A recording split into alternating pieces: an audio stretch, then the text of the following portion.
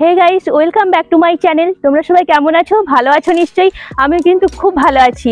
এই দেখো, তোমাদের দাদাভাই বেলহাপসি মাছ কিনে নিয়ে এসেছে। আজকে কাঁচা তেঁতুল দিয়ে বেলহাপসি মাছের টক করব। চলো তাহলে তেঁতুল পাড়তে যাই। এখন ছাদে উঠে তেঁতুল পাড়তে হবে, খুব বড় গাছ। আমি এখন তেঁতুল পাড়তে এসেছি। দেখো, কাঁচা তেঁতুল পারবো।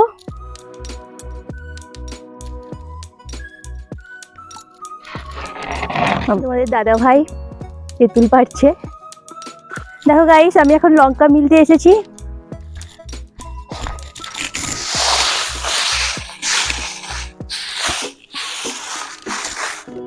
এই লঙ্কা আমাদের বিক্রি হয়।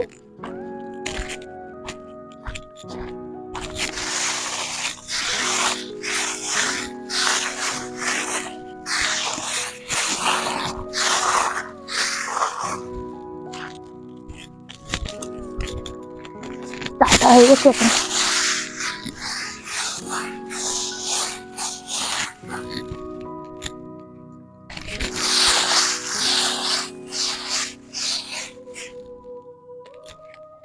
তেঁতুলগুলো আমি এবার কুড়িয়ে নিচ্ছি। দেখো তোমরা, আমাদের দাদাভাই এই তেঁতুলগুলো পাড়তে পেরেছে। এইগুলোতেই আমাদের বেলহাপসি মাছ দিয়ে টক করব। আমি মাছগুলো বেছে নেব। এগুলো নদীর মাছ। এই মাছের টক বা ঝাল খেতে খুব ভালোই লাগে।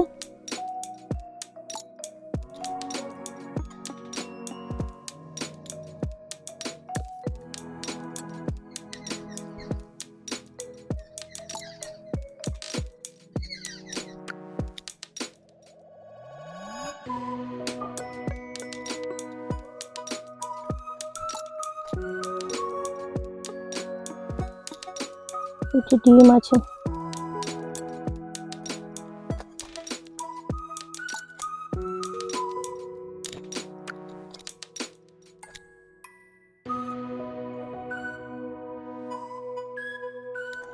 আমার ঠাকুমা এসে গেছে, এসে বসে পড়েছে। এখন দেখো, মাছ বাছা আমার কমপ্লিট।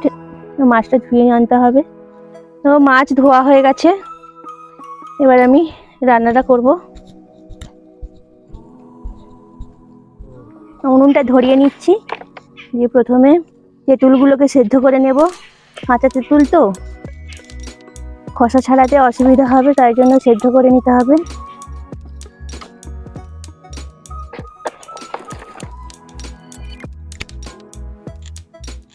নুন আর হলুদ মাখিয়ে নিচ্ছি মাছে।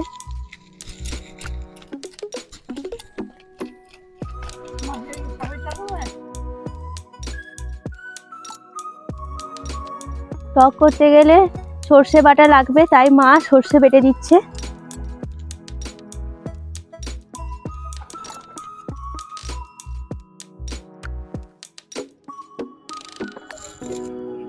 আর তেঁতুলগুলো সেদ্ধ হয়ে গেছে, তুলে নিচ্ছি।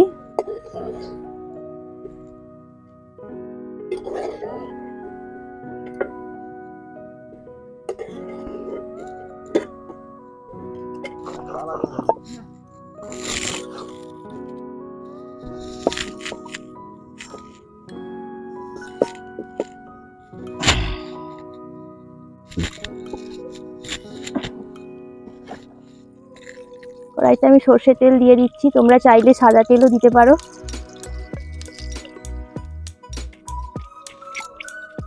মাছগুলো ভেজে নিচ্ছি।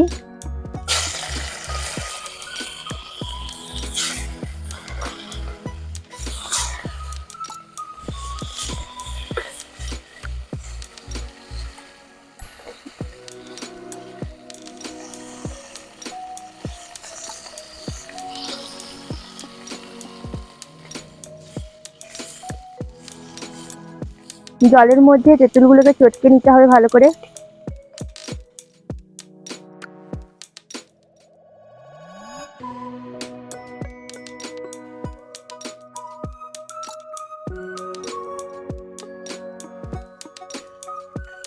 এবার এই খোসাগুলোকে ফেলে দিতে হবে। ভালো করে মেখে নিয়েছি।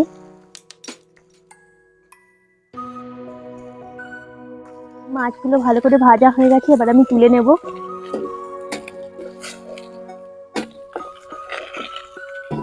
এইভাবে করে সব মাছগুলোই আমি ভেজে নেব।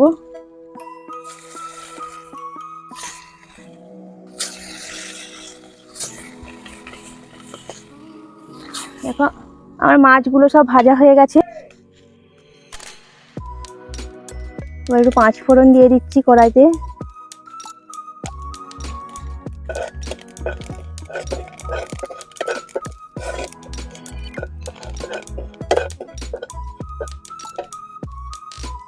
এবার তেঁতুল গোড়া জলটা যে রেখেছিলাম সেটা আমি দিয়ে দেব।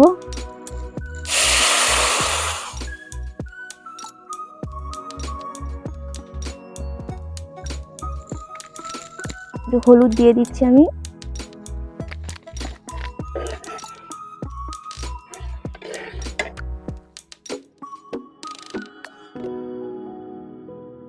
এর পরিমাণ মতো নুন দিয়ে দিচ্ছি।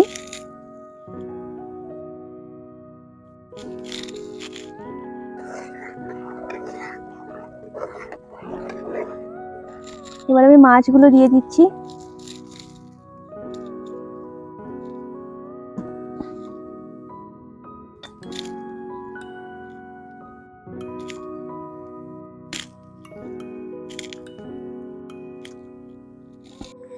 সর্ষে বাটা দিয়ে দিচ্ছি, দিয়ে এবার লাগিয়ে নেবো একটু ফুটিয়ে।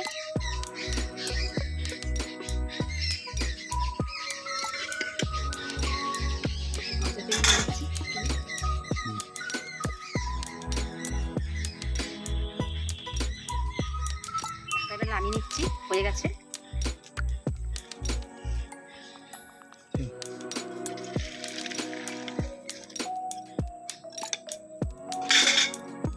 দেখুন এবার টক হয়ে গেছে।